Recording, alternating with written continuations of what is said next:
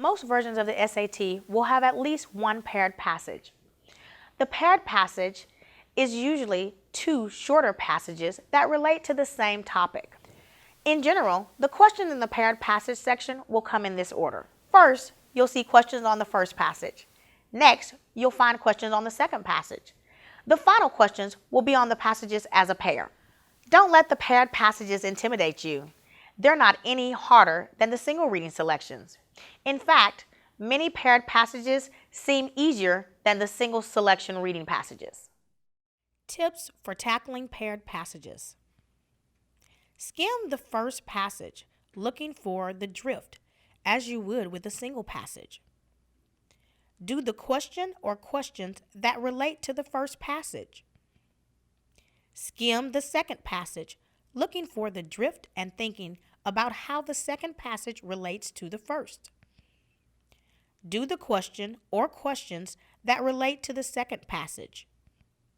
Next, do the questions that ask about the relationship between the two passages. Also remember that you can skip around within any section that you need to.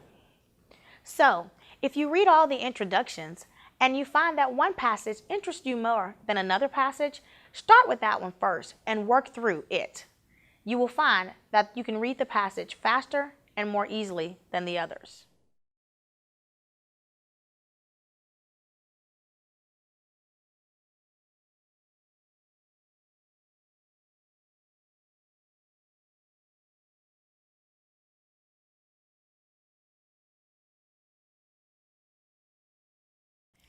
The correct answer is D. Keep in mind that you're not asked for a program the author might criticize. You're asked for a program she hasn't explicitly criticized. Also, since this is an elimination question, your answer needs to be the one that is not mentioned in the passage. The only answer choice that isn't criticized in the text is D. This is a little tricky. Though soap operas are a type of program we'd expect the author to criticize, soap operas are not actually mentioned, so this is the correct answer.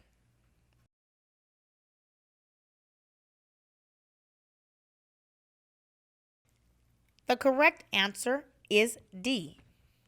Locate the phrase in passage 1 and examine the context for clues. A cliché is a trite expression or idea. Look for an answer choice that captures this sense.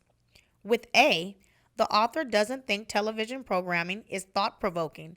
She thinks it lacks originality. As for B, it is consistent with the author's point of view, but it doesn't address the question.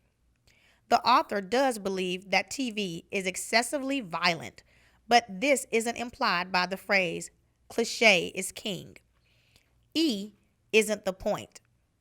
D makes sense since the programmers search in vain for fresh ideas.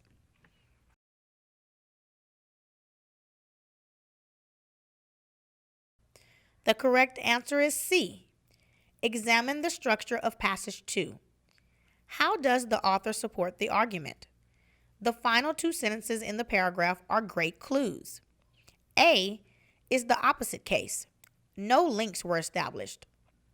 B is a detail that appears in passage 1, not in passage 2. D is out of scope. As for E, while there is mention of a study of Michigan and Canadian children, there is no description of either area as producing superior programming.